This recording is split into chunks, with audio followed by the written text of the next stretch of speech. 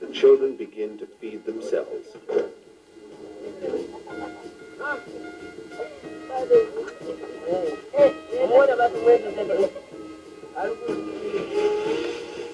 WFP's school feeding program aims to improve the health and education of all the school children in the region.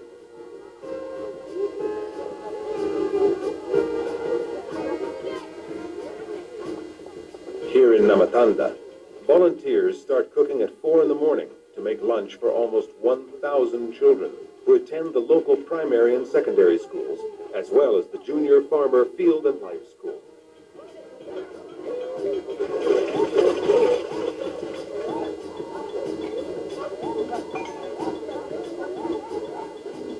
The attendance rate now for these orphans is big. We have integrated the take-home rations for the orphans, for their families. So now they don't keep the kids at home to do other activities of their farming or pastoring or fishing. They come to school, they are learning with Junior Farmer Field, they are continuing with their studies. But nutritious meals can't solve everything. The trauma of seeing their parents die, often desperate living conditions, and the sense of being a burden on their community can leave these children frightened and withdrawn.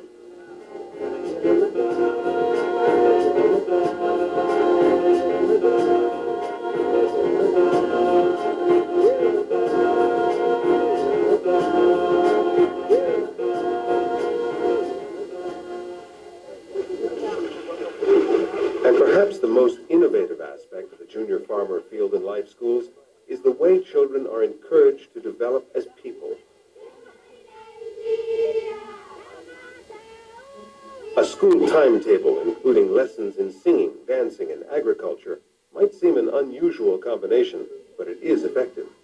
It allows the children to grow in confidence and helps keep local cultural traditions alive.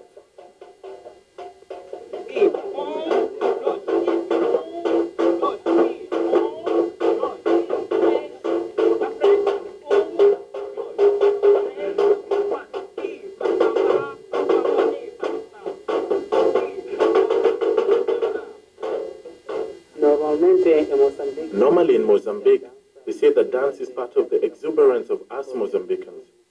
So with dance, it is easier to involve children in the process of learning about agriculture because they concentrate better.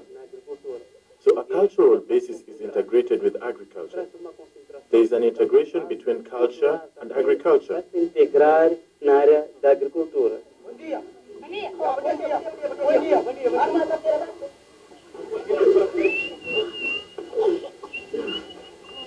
This play about a wealthy landowner's exploitation of child laborers is one of the children's favorites, mainly due to the natural talent for comedy of some of the actors.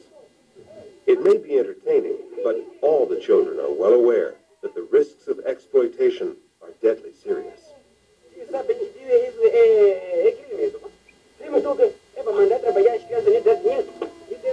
Weekly theater sessions and discussion groups help the children tackle difficult but potentially life-saving issues like HIV/AIDS prevention and gender equality under the careful guidance of teachers.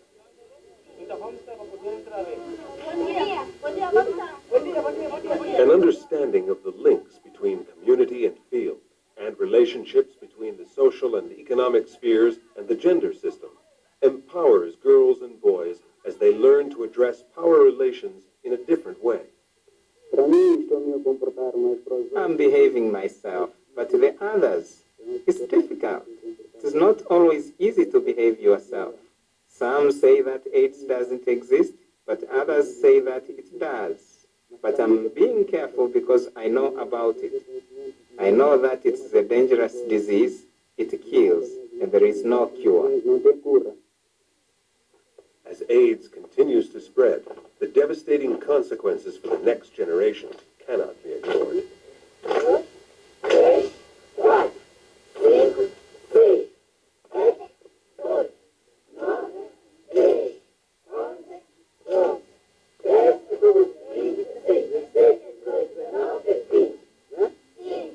The Junior Farmer Field and Life School project began with 4 pilot schools in 2003, but has expanded fast with remarkable results. There are now 28 in Mozambique and more in Kenya, Namibia, Swaziland, Zambia, and Zimbabwe. Nós não vamos resolver os problemas todos, mas procuramos dar uma componente que é base, mais para criar uma... We can't solve all the problems, but we try to provide the basics to help the kids develop a new mentality towards agriculture. In the future, they will have a vocation of their own. And when they begin taking care of themselves, they take the burden off their relatives. But gradually, they also begin to contribute to improving the quality of life, not just for themselves, but for the whole community. Não só dela, mas da própria comunidade.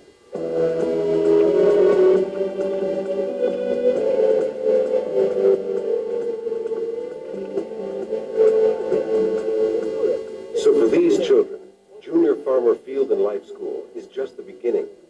Many ex-students hope to form farming associations. Others plan to continue their studies and come back in a few years' time to teach the next generation of students.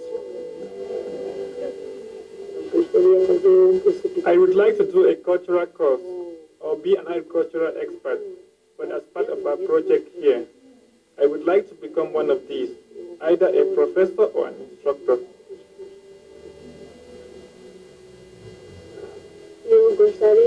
I'd like to teach agriculture too.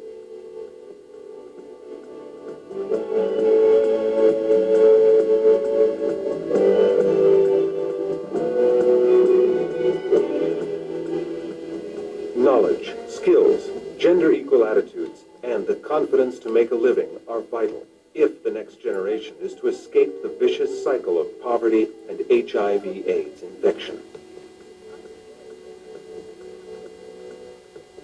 The Junior Farmer Field and Life Schools are transforming the lives of at least some of the millions of orphan children in sub-Saharan Africa, empowering them with the agricultural knowledge and confidence they need for a safer, healthier, and happier future.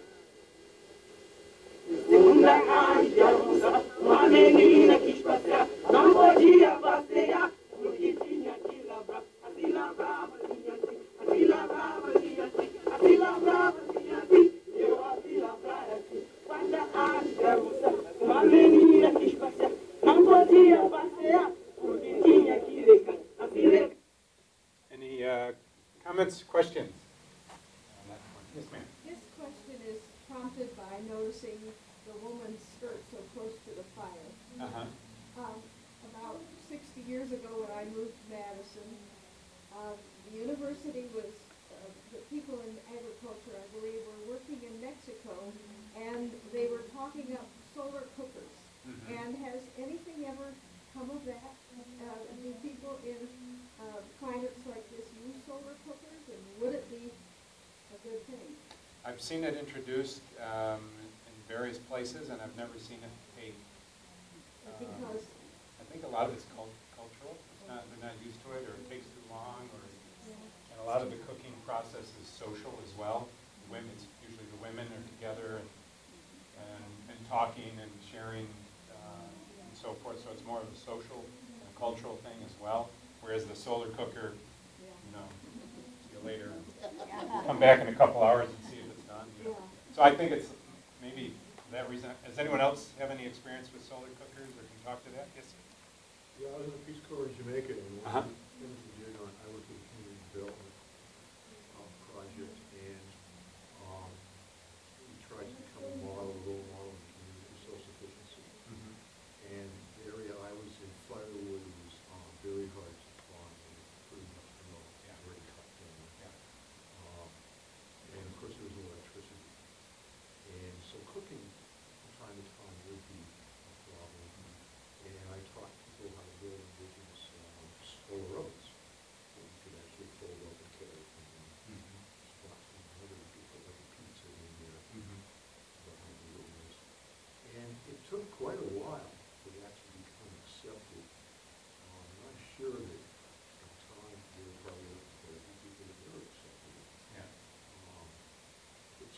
thought, the younger people thought it was more innovative and interesting, kind of like a novelty, and they got into it. People about middle age and up, their parents and grandparents, you're so used to cooking in traditional ways. And like you say, cooking was the whole food thing was a very social event. Community or social. And people would spend just hours picking through the rice to make sure it was clean, and they'd sit around and chat with each other. And it was a very important part of their lifestyle. And I just have a feeling that it was never really thoroughly accepted on a long-term scale. It would take something like that, the lack of fire or fuel wood, where they have to find some other alternative to do it. Yeah. Any other comments on that? I'm going to make a transition. I've got a couple more shorter videos, which I'll share with you, but I want to go from that, since that one was about HIV/AIDS. What do you think about Ebola?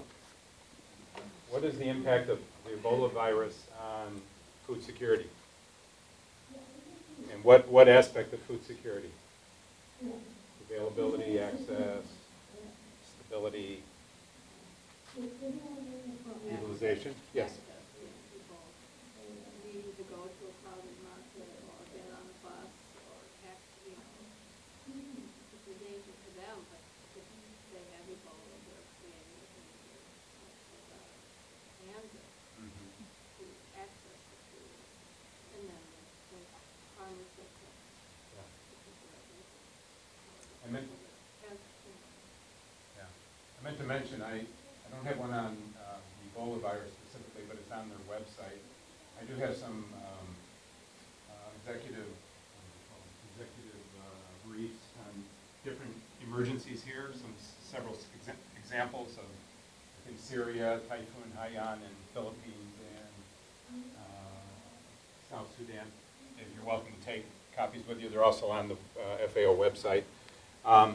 What they're seeing with Ebola now in Liberia and Guinea and Sierra Leone particularly is that the food prices are starting to rise because nobody's going to the markets. And also it's coming close to time to harvest rice and maize, and they don't have labor because there's some restriction on movements because of the disease. So people either are being told not to go to certain places, or large gatherings or marketplaces are empty, and so forth. So it's affecting food security in that way, is that there's food coming. It's in the fields. They don't have people to harvest it because of these restrictions on movement. The prices are going up because the markets are not open, and so forth. So it's having a big impact. So I'm making the transition because this was about HIV/AIDS and one aspect of it with orphans, because the adult population was lost. But with something like Ebola, you've got a whole different set of circumstances, but still affecting food security. So, yes, please. And another aspect is with nutritional insecurity, the effect of Ebola is greater, and yes. and the survivability. Yes. I mean, in the absence of vaccines or medicines that can cure it, good nutrition is fundamental. Yeah, so it's something to be aware of, and I think over time here we'll see how that actually evolves, hopefully better than it's looking like at the current time. I'm curious about the statement about the food prices are going up because people can't get to them. Isn't that the reverse of how the supply and demand chain usually is supposed to work? If there is demand, but if people can't get to it, if the prices drop, they will find a way to get it. But the prices aren't. The demand is there, but the supply is not, because they can't get to the food, or the food can't be harvested.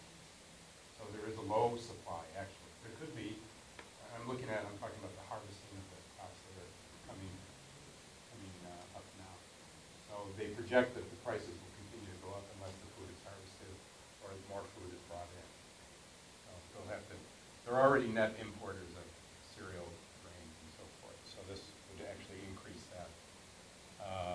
trade imbalance, actually, too.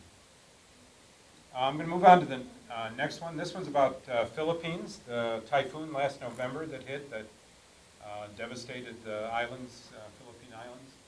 And this is about a program there that's providing livelihood support to the typhoon-affected communities. And they actually talked to some of the community members there.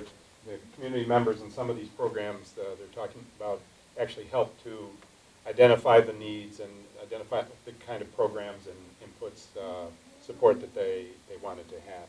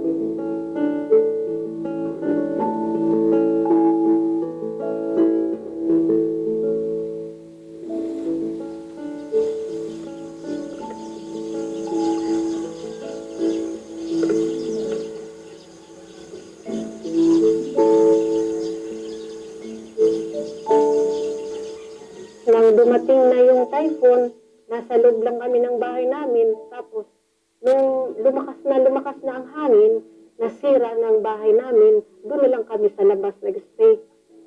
Ang palayan namin was out. Yung capital namin sa paggawa ng farming sa palay, hindi na ibabalik. Pagkalabas ko pa lang sa bahay nang matapos yung bagyo, pagtingin ko lang sa paligid, nasabi ko sa sarili ko na halos wala na talagang pag-asa. Yung assistance na yun na galing sa Food and Agriculture Organization, masasabi ko, malaking bagay yun talaga para sa mga rice farmers natin dito. Dahil unang-una, nakapagtanim sila. Ngayon, at saka ngayon, ngayong buwan na to, ano na sila, makakapag-harvest na. So biglang tinawagan kami na may darating na assistance, deliver yung certified seeds galing daw sa Food and Agriculture Organization. Itong mga alagang baboy ko ay binili namin after Typhoon Yolanda. Malaking tulong po ito sa livelihood namin. Tapos nag-aalaga din kami ng mga manok before Yolanda. Pero namatayan din kami ng mga alagang manok namin. Tapos bumili na lang kami uli para mayroon kaming another source of income. Ang harvest namin ngayon sa palay, malaking tulong sa amin para maka-recover kami unti-unti. Kasi ang damages na ginawa ng Typhoon Yolanda sa amin, hindi madalian ma-recover.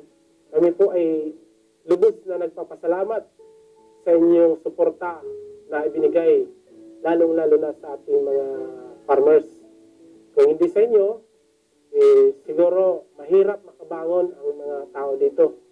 Nagpapasalamat kami sa FAO na tumulong sa amin dahil malaking naitulong nila sa pangkabuhayan namin. Salamat sa mga tulong ninyo at alam kong hindi nyo kami pababayaan.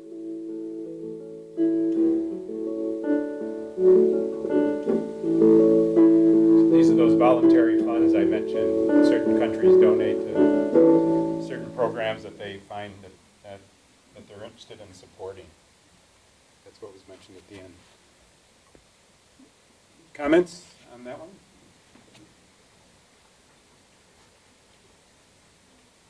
Again, just another aspect of this time, now a natural disaster with the typhoon that's hit, and just helping them get back set up in their livelihoods that they're already undertaking before the typhoons hit. Okay, now I know we're only supposed to go to 8:30. I've got 2 videos left, so I'm going to propose that they're both short. One's 5 minutes, one's 7 minutes or something like that. So I can just show one of them, and I'll give you a choice of which one you want to see, or do you want to stay through both? It's up. I mean, I don't know what the time is.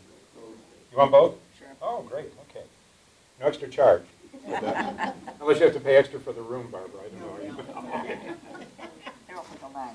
know. Okay. So this one, the two left, one is on Somalia. This one's interesting from the aspect, and like the last one, it's kind of a promotional piece, explaining about the programs and also trying to get more support for these kind of programs, obviously. This one's on a joint, what's called a joint resilience program, and I put this one in here because it gives an example of how the UN agencies cooperate together on some of these programs. You heard FAO and WFP mentioned in a previous one with the farmer field schools.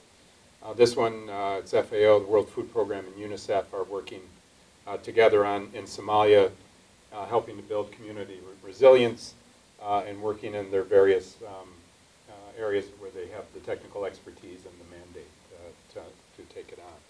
So this one is 5 minutes, and then the second one is 7 minutes.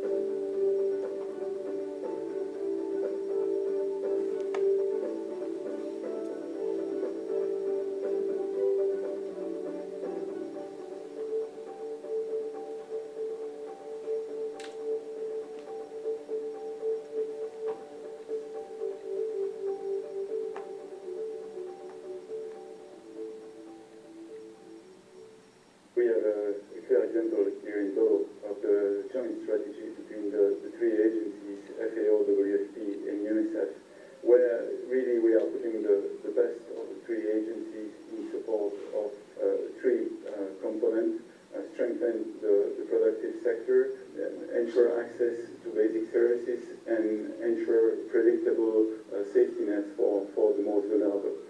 So here we have FAO that is being promoting and that has been making the technical expertise as well as the input available to the farming communities, to the cooperative, and working in close cooperation with WFP so that the WFP, through fresh food vouchers system, can make sure that this type of food is made available to the population, and UNICEF also coming on board, making sure that the nutritional education goes together at the same time. Part of the reason why I'm here with my counterparts from UNICEF and FAO will be to make advocacy, demonstrating that this, which is essentially a pilot, an initial effort, needs to be taken at scale in a vulnerable country like Somalia to break cycles of vulnerability and build resilience. And WFP's role is to lose, as all the other agencies, its strengths to contribute to the overall resilience of this community. We are building this with food for asset creation. So we're giving food assistance to the laborers that you see behind me to create this very valuable infrastructure. Very soon, the bush that you see behind me will be cleared and the agricultural land will be prepared. Also, in compensation, we will give food assistance. So that is our strength in WFP, what we can offer. I'm very excited to be here today with my colleague from World Food Program and FAO to look at the resilience work that we're doing together. And the component that UNICEF is most heavily involved in is that of basic social services. We saw today the importance of both training community health workers building capacity on the ground so they can respond to diseases, specifically those that affect under-5 children. We also saw an outpatient therapeutic program where the treatment of severe acute malnutrition is occurring at community level, right at the doorstep of families. We here have malnutrition levels of 14%. It's very exciting to see this because this builds capacity at community level to respond to these diseases, to respond to malnutrition.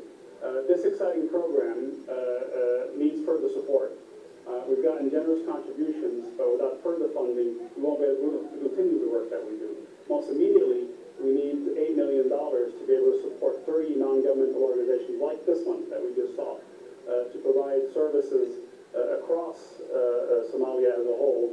And if we stop this funding, 3 million Somali children and women may no longer have full access to basic health services. Obviously, funding is the key. What we have observed over the last year, unfortunately, is that funding for resilience activity is going down. We need absolutely to make sure, through documenting that sort of good practice between the three agencies, that we can make a difference, because we can make a difference, but the key is funding. We're realistic. It is a tough time in the world with Syria, Iraq, CAR, South Sudan. It is a tough time to raise resources.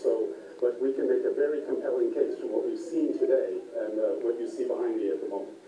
This is an exciting approach. It builds capacity. It builds resilience. We should sustain it and continue with it.